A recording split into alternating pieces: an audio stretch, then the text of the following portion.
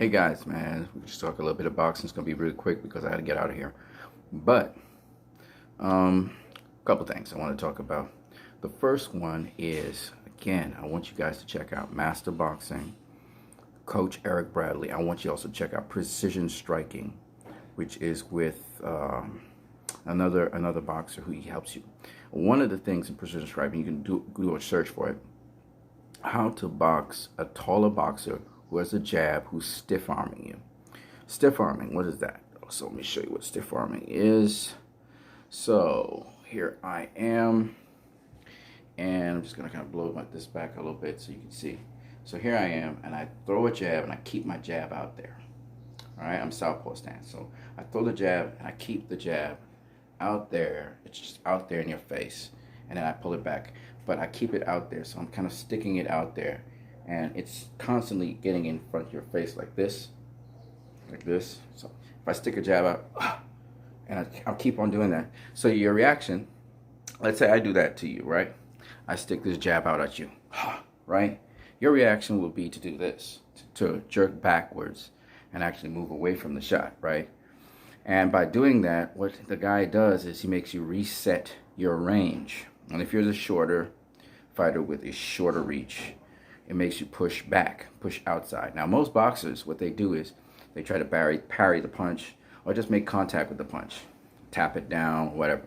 It depends. Now, there's a couple things. If a guy is doing a jab in rhythm, you can find the guy's rhythm. If it's out of rhythm, it's a little bit more difficult. But there's a little trick that Canelo and a lot of really good boxers like Floyd Mayweather, Canelo, and these guys do. So I'm going to tell you the trick. The trick is, and this is what Canelo did with GGG, he allows the boxer, especially when they're throwing a probing jab, to touch him. By doing so, the boxer feels that you're always in range. Manny Pacquiao does something like this as well. Manny Pacquiao will take up his two guard and let you tap the guard. What he's doing is he's allowing you to throw your offense, and also he's find his range. So he knows what his range is, so he can get closer to you and counter you. So it's a little trick that shorter fighters learn. So you let him tap you. Now, if it's an expert jabber like, say, Vladimir Klitschko, who changes up his jab and varies it, it's going to be a little bit tougher. But here's what you do. So usually the taller boxer starts to stiff arm you when you're starting to find a way to get inside of them. So they'll stiff arm you this way, or they'll stiff arm you down here to keep you down. And they may even put their weight down on you like Klitschko does. So how do you get past that? Well, if you look at Povetkin versus Mike, I forgot what the guy's surname is, the Cuban boxer, there's a trick to it. All right, the first thing is, if a guy's trying to clinch you up, you have to do something like this. Okay, so I'm going to demonstrate. So let me push this phone a little bit further back. And you'll see this strategy with Marcos Maidana and a couple other guys. All right, I'm going to kind of try and adjust myself to the camera, okay? So I'm in the southpaw stance, right? Say I'm in southpaw stance. The guy clinches, locks my head. He puts my head in a headlock here, all right? Now, once it's in a headlock, there's nothing I can do about it. But if he's trying to grapple me like this, he's trying to get me here, the trick is you go low and you expand out like this to get him off of you. Get him off of you. You're doing that on a pivot, so it depends on what pivot you're on, whatever, and you're adjusting it here. It's part of infighting. Now, there's a counter to that, but that's a whole other story for another day. So, you basically get low and do this. Now, in martial arts, I've learned this. In Shito-Ryu, you learn to go straight down. If a guy's grabbing you from behind, straight down, and do this.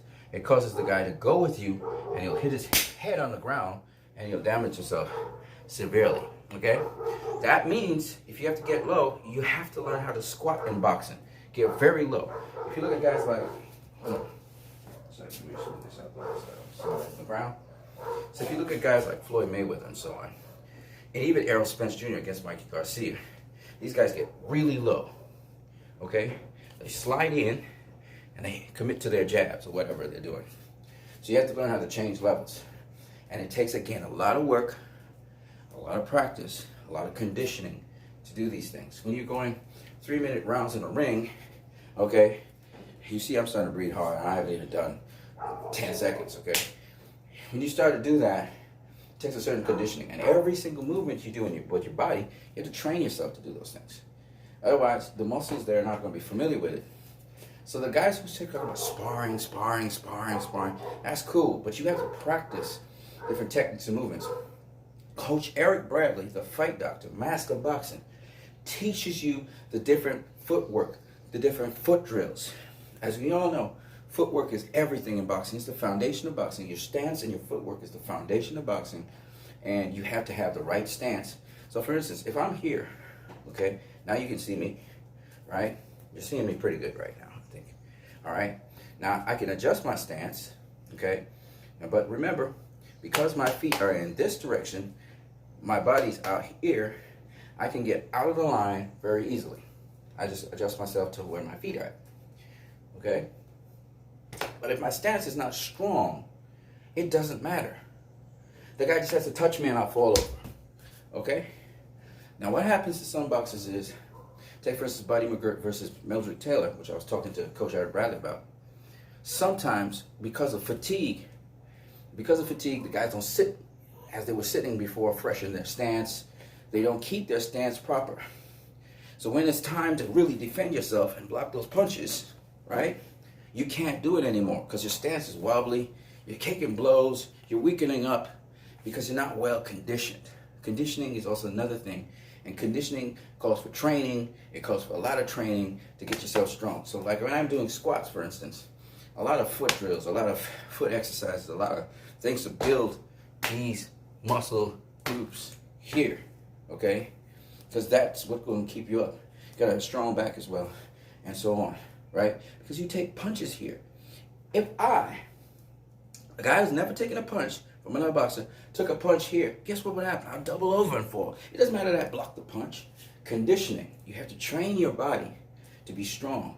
Buddy McGirt wasn't as strong as Mildred Taylor.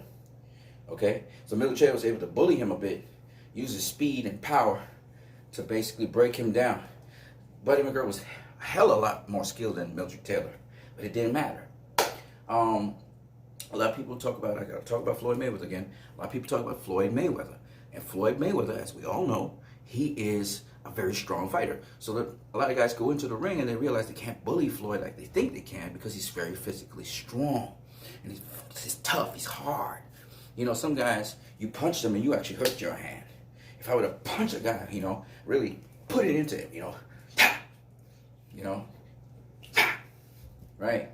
And I hit my knuckles against his arm, and I'm hurting. My knuckles are hurting. It means that guy is really hard, and there's years and years and years of training. That's why Coach Eric Bradley said it so correctly. It's not just skills. It's refining those skills. It's what we call honing those skills. That makes a difference in boxing.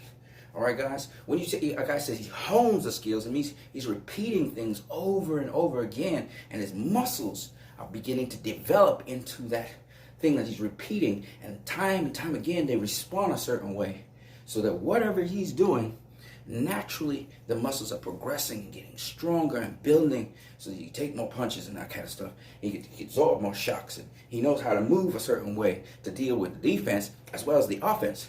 So if a guy was to land a punch here, there's some simple thing called catch and shoot, right? Let's say I'm never going to be up against the ropes like this. That's stupid. All right? You don't want to be there. Always be up against the ropes at an angle. See what I'm saying? So yeah, I'm going to face you, but I'm at an angle, a slight angle. You look at Floyd Mayweather versus Manny Pacquiao. That guy adjusts the angle to where if Pacquiao's coming this way, he's here. He comes here, here. And how he angled the two guard. See all of these little tricks? You got to understand in boxing, right? Anyways, let's get back to what I was saying. So, master boxing, right? It's about sitting in your stance. Yes, it's foot drills and stuff. I forgot what I was doing. So, let's say for instance, I like to demonstrate things in boxing. Please do not look at how I am actually implementing these things, because I am not doing it correctly, okay?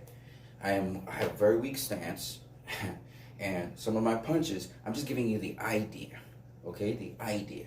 So if a guy's stiff arming me, or stiff arming you, okay, first thing first, you cannot, if the stiff arm has touched you in the head, hit you in the head, right? And you, right, and he kept it out there, so you can't, because he's head controlling you. Now you got to do something different, right? You know this. So the first thing you need to learn, Canelo could do it pretty well, is you have to learn drills.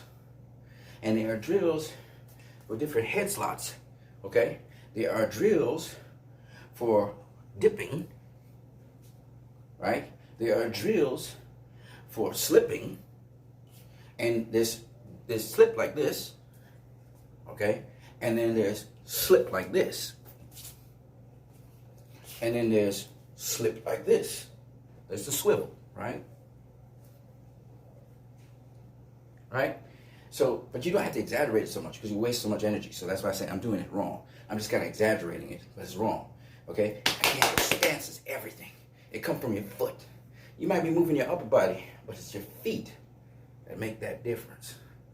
And if I decide to swivel this way and then back this way, it's different to swiveling this way. Okay? So your foot position determines what kind of swivel or what kind of dip. What kind of dip you're gonna have. I may dip, okay? I may dip this way. I may dip this way. Okay? I may dip this way. Okay? There are different kinds of dip, right? And it is appropriate for different situations. I may dip and fire. See? Right?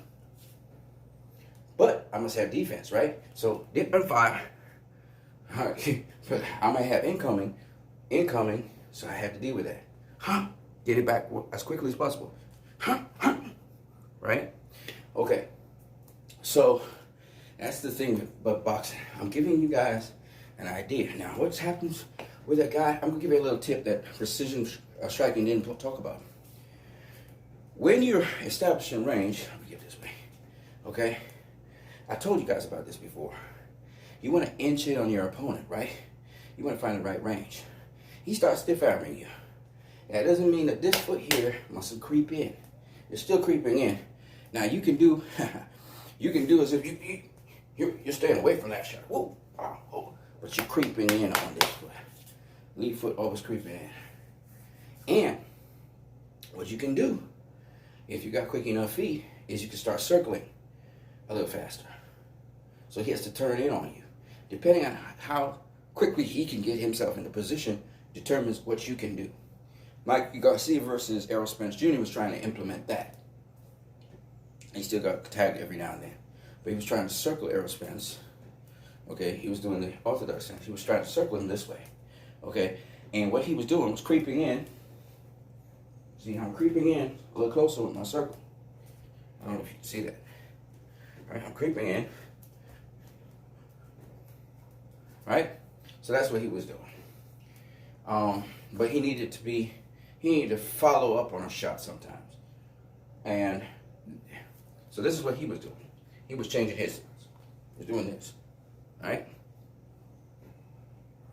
And then he would throw the lead right and come in. But sometimes you need to do that. Change his cuff and move in at the same time, which calls for shifting, but you need to do that sometimes. So that was his little thing that he was, and sometimes you use the dip and you slide in. Right? You dip, but you're sliding in. You gotta watch for your head though. They get you to that. Okay? So there's all these little, you see Floyd Mayweather do that. He would feint up top. Let me do it this way. He'd feint up top and then slide in on you. Hit you and slide back out. Right? Very quick footwork. Or he may go as if he's going to your head, up here, and he would just use the lead foot, dip real low, and catch you here. Right? To the stomach. And nice timing too, to get that push that he wants. You know, right there. And then he would slide back. Okay? So this foot is an anchor. He ain't committing to forward. He just coming forward. If he needs to pull back in the shot or turn or pivot in the shot, like say he's come in here too much, pivot out. May even roll under and pivot up. Okay? That's a lot of work for me. You can see I'm breathing hard. So I'm just telling you guys these things. So for a taller fighter, one of the tricks, precision striking has some of the stuff there. It is a lot more, but there's so many things you can do in a boxing ring. You don't have to do one set of things, but you have to rehearse them all. You have to train yourself so you have more options. It's not just good to have a broad range of skills, but you didn't master or hone any of them. You know, it carries you a certain level, but at the highest level, the guys who have honed skills, they're going to beat you. Because it's about perfecting what you got and using that to win a fight. So, I wanted to add in that precision striking was talking about. Now let me talk about some other stuff. So, Dominic Breazeale is going to be facing Deontay Wilder. All right? And that could turn out to be a really good fight. As you can see, I'm sweating. I'm sweating off of just some really simple stuff I just did. And that's not supposed to happen. That's because I'm not well conditioned. I am completely out of shape when it comes to boxing, right? If I can get 30 seconds of a round done with another guy and I don't get beat up, that's really good. You know what I'm saying? Because I'm not well conditioned to do even a piece of a round right now, right? You see how hard I'm breathing. So you have to condition and train yourself. I'm going to take the courses with Coach Eric Bradley once I get my debit card in order, so I can pay for Master Boxing and start getting into it even more. Those guys, when I see those guys train, you know, how strong they are in their stances and how crisp and accurate they are, it really makes me motivated. They're much younger than I am. I'm probably Coach Eric Bradley's age or a little bit younger than him, but I got to get into Master Boxing, man. I got to start doing those courses, and I'd suggest you guys do the same. I mean, if you can train to box, man, it's a good thing. Just overall for your health and everything. And I think this is something I want to say. Boxing is not something I think of as negative.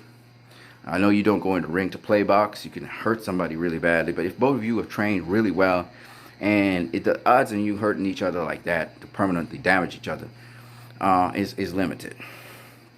But it depends, you know. And then they have to have the right people around you, so that, you know, if it gets really messy, then they can pull somebody out so they don't get permanently damaged and stuff. You know, if it's too one-sided and some of the guys really whacking the shit out of another guy. So, right. So, yeah, Deontay Wilder versus Dominic Breazeale. Anthony Joshua said he's going to be watching every move and detail that Deontay Wilder does. So, that's a positive plus right there. I'm just walking in a circle. That's what's up. I wanted to talk a little bit about, who was it I want to talk about? Mikey Garcia. Right. Mikey Garcia versus Vasily Lomachenko. Now, some people say that Lomachenko would beat Mikey Garcia. Maybe, I don't know. I can't really say, you know, all kinds of things can happen in life. But honestly, Mikey Garcia being the bigger guy, Mikey Garcia being a guy with power, and he showed his power at welterweight, coming back down to lightweight to face Lomachenko. I don't think the only thing Lomachenko would have to put is a hydration weight probably on the cards, because Mikey can come in 150 something on fight night. Lomachenko's going to be outweighed significantly. Now, will that be a big problem? Not necessarily. If Lomachenko got the skills, he's going to handle Mikey Garcia. It's about skill. But at the end of the day, that is a recipe for a knockout. And it ain't going to be Mikey Garcia. Mikey Garcia is going to knock out Lomachenko. That's what I truly believe. I mean, Mikey's got, I would say, all the skills to nullify Lomachenko's offensive capabilities and defensive capabilities. He's going to be bigger. He's going to be stronger. You know, that's not a good recipe. That's a recipe for getting knocked the fuck out. Lomachenko don't have that defense like Mikey and Errol Spence have. He don't have that defense. He got a different kind of defense. He depends solely on his positioning of his body and moving around the ring. He's constantly in perpetual motion. He don't stand in front of you and give you, certain types of defense that is necessary Take for instance Canelo. I think Canelo has better defense than Lomachenko by far. The things that Canelo can do. I may be wrong. Lomachenko hasn't shown me everything, so maybe he hasn't had the time to have to show me something. So maybe I could be wrong. But as far as I've seen, nope. I think Canelo has better defense than Lomachenko. I think Errol Spence showed me he got better defense than Lomachenko. Who else has got better defense than Lomachenko? There are a couple guys out there. But my point is, anyway, that when it comes down to Mikey Garcia facing Lomachenko, I don't think Bob Arum wanted to see that fight at all. He didn't want to see that fight happen at all. Because Lomachenko then going to get just destroyed. I mean, his credibility and everything, all that pound for pound rankings, he's going to fall from it. You know what I mean? That's just my personal opinion. I may be wrong about everything. I may be, y'all can say I'm a Lomachenko hater or something. I get that. But my personal opinion, this is my personal opinion, I may be wrong, is that Mikey Garcia is going to give Lomachenko a lot of work and he's going to get knocked out. Okay? Because that lead right, he's not going to avoid that lead right all night. He's not going to avoid it. Mikey has an educated lead right. Lomachenko ain't got the reach to keep Mikey off at bay like Errol Spence did. So, that ain't going to end nice. Somebody going to get comatose, and I think it's Lomachenko. He going to get knocked out. All right? Mikey got good footwork. He knows how to change. I look at his angles he did against Errol Spence and stuff. He got great footwork. That would not be a good that would not be a good situation for Lomachenko. I'm just saying. Right? I think Mikey does better at welterweight anyway. Staying at welterweight. I hope he fights Danny Garcia. That would be a good ass fight. That would be a great fight, actually. And Danny's looking really good. So that would be a fight I would love to see. But at the end of the day, Mikey Garcia versus Lomachenko, I don't think that fight is going to happen once Bob Arum's in the picture. I'm sorry. It's just what it is. And Bob Arum, he's trying to tone it down a little bit, I see, in his comments these days. But honestly speaking, I just don't see Bob Arum putting Lomachenko in front of Mikey. That's like Bob Arum putting Lomachenko in front of Errol Spence. It's not a good look. It's not. Mikey's a welterweight now. He come down to lightweight, but you know, and he has his own company, so Bob Arum gonna have to talk to Mikey and his company, his promotional company. You know, Mikey got fighters on there and all that stuff, so he gonna have to talk to Mikey. That's not happening. It's not happening. You know, Bob Arum is just dangling it out there, but that's not a fight. I think that he knows. I think Bob Arum's smart enough to know if Lomachenko faces Mikey Garcia, he gonna get knocked out. He's going to get knocked out. I guarantee you that. If, however, Lomachenko was to face a Tevin Farmer, that's a good fight for Lomachenko. I see him beating Tevin Farmer. Maybe even, well, Tevin Farmer won't quit, but they also have to stop the fight. I could see him beating Tevin Farmer. Gervonta Davis is a totally different kind of dude. And once Gervonta Davis keeps on training and taking care of himself, he's going to tear up Lomachenko. He's going to destroy him. He will destroy him.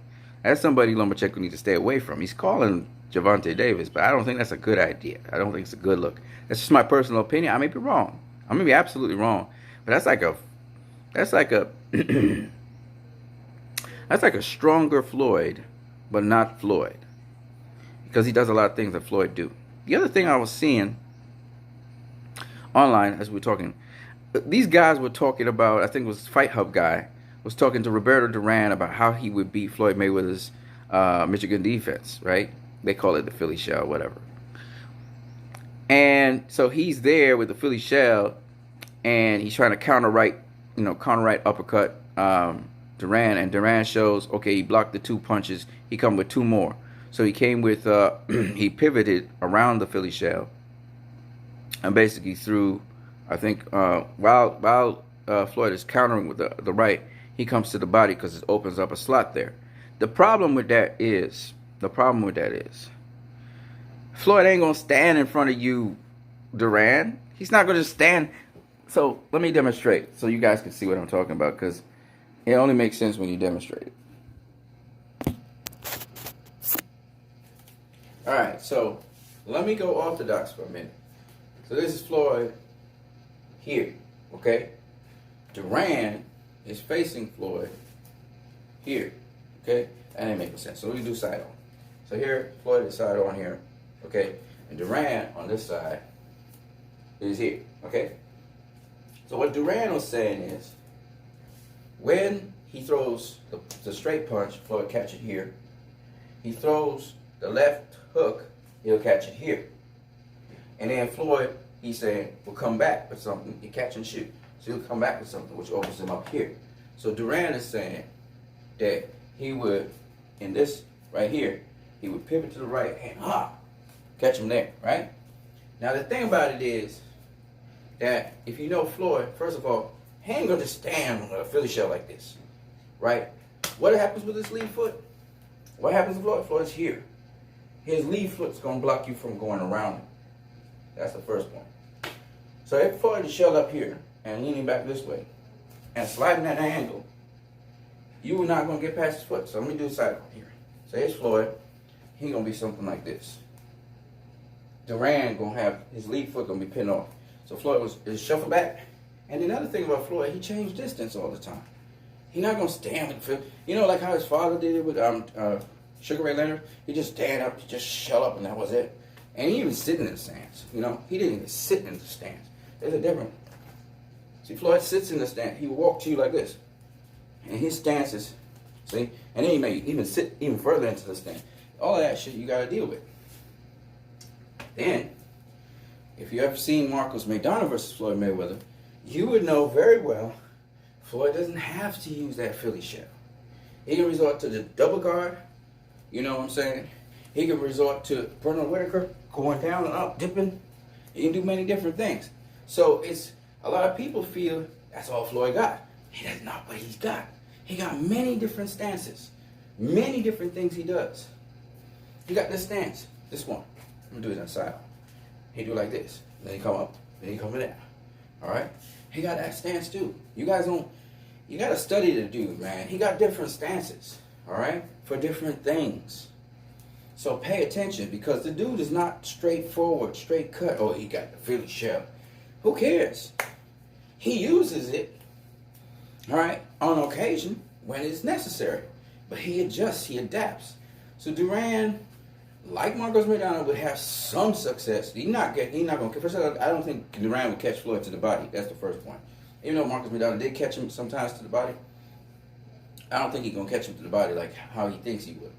And then the other thing is that he might catch him with the overhand right once, twice, three times. He's not gonna catch him all night. He's not gonna catch him with a body shot all night, right? Now they just recently replayed Marcellus, forgot what the guy's name is, Ernesto Marcel versus Roberto Duran, which is a fight, in my opinion, that the referee just stopped prematurely out of the clear blue sky. Okay, it was the final round. They wanted to give Duran a knockout, so that's what they did. It was a close fight. Ernesto Marcel, just with simple movement, was just messing up Duran. And if you can box, I've seen it time and time again. There was a Puerto Rican boxer, I forgot what his name is. He's one of two brothers. When I remember his name, he was feather-fisted, but nonetheless. And he outboxed Duran, all right? Outboxed his ass. And this is when he was lightweight champion of the world. But he fought at a high weight class. It wasn't a championship fight. And dude outboxed his ass twice and busted up his face the second time. All right? Didn't have the power to knock him out, but you know what I'm saying, or put him on his ass. But he was outboxing his ass. And my point being, if they could have done it, and then a dude at middleweight, I think was, or super welterweight, I think was, a guy who was a no-name kind of dude came up and outboxed Duran. I'm just saying, Duran easily can be outboxed. A good inside fighter, but you deny him that inside space where he needs to work, you outbox his ass. It's that simple. So, and Floyd, he does that. He does that real easy. All right? So, I just don't see Duran beating Floyd. Kudos to Duran for paving the way for all of us and all of that. But when it comes down to boxing, I'm sorry, Duran. I'm picking Floyd to whoop your ass. And he would beat you too. Bad. Real bad. Okay? because he just knows too many things and too many different tools he has that he's refined and stuff. He will beat your ass. You will get beat. You will get beat bad. Because another thing about Duran, he was explosive and quick, but he was motherfucking flat-footed. You can't be a flat-footed fucking fighter and beating Floyd Mayweather. It's not happening. He was fucking flat-footed. The young Duran was moving around the ring. He's explosive. He's quick, right? Explosive, and he come with tenacity and come at you. But he was fucking flat-footed, man. You can't have a flat-footed fighter beating Floyd Mayweather. That ain't happening. All right? People say, well, Castillo, he was flat-footed. He almost beat Floyd. Floyd, first of all, hurt his arm. He had a rotator cuff injury. The second fight, he boxed circles around Castillo. Castillo gave up in the 10th round, okay? Floyd was beating his ass. Floyd would beat Julio Cesar Chavez and Roberto Duran because those motherfuckers didn't have quick feet. That means you're going to be out of position. You're relentless. You're coming at the dude and stuff, but you're going to be out of position, which means you're going to get tagged. And guess what? Floyd got that defense. So you're not going to tag him back like you think you would, right? But Duran would try to get Floyd on the ropes like Marcos Maidana did. Julio Cesar Chavez would try to get him on the ropes. It would work for a season, and then it would just not work. All right? We've seen it with Marcos Maidana. We've seen it with Oscar De La Hoya. We've seen it with Jose Luis Castillo. We've seen it with Jesus Chavez. All right? We've seen them all try to trap him on the ropes. But the shit don't, they tag him once or twice, but the shit don't do nothing to Floyd because he's got that defense. And that's the defense that they're talking about trying to penetrate and stuff. But the defense Floyd got is different to what even Canelo had, what James Toney had. He not gonna stand straight up. No, he don't do that shit. Floyd always at an angle to you. So it's not just the Michigan defense. You got to get past his lead foot. How you doing that? You know what I'm saying? And so, no, I don't see those guys beating Floyd. But interesting though, the guy from Fight Hub was trying to show it. But again, it's just this lack of understanding about boxing sometimes. I watch these guys. Nobody gonna stand static in front of you, just let you punch them, and then you're gonna use your defense. That's Adrian Broner stuff. You know, Adrian Broner gonna get tagged up. Not Floyd. Floyd was always using that distance. You know, always using that distance. Always controlling the distance and range. Motherfucker will not get Floyd like that. I seen lesser boxers outbox Roberto Duran. You telling me Floyd wouldn't outbox his ass? Come on, man. Come on, man. I forgot what the guy's name is. I could go look it up. Anyway, I just wanted to talk to you guys about this stuff and a little bit about boxing. People say I know my boxing. I don't know shit about boxing, man. I know. What I mean is I can't implement what I'm talking about. I try to do it, but it comes out crappy still. We're going to work on it. So when we actually talk about shit, we actually done it. You know what I'm saying? Because the guys who actually box and actually have done it and actually been in tournaments, whether it's amateur or professional, well, some of them at least, know what they're talking about. You know what I'm saying? That leads me to the other guy that I need you guys to go check out. Troy Killer Entertainment. Don't forget also Carrie Williams. She's good, man. She's good. So check out her channel. And there's one more. I just can't remember the guy's name. He's a British dude. You can check my subscriptions. It's something about boxing. Something, learn boxing or something like that. Or teaching boxing or something like that. Can't remember what it was. But those are channels that you should check out when it comes to boxing. It's good stuff, man. It's real good stuff. Anyway, on that note, deuces to everybody. Peace. I'm out.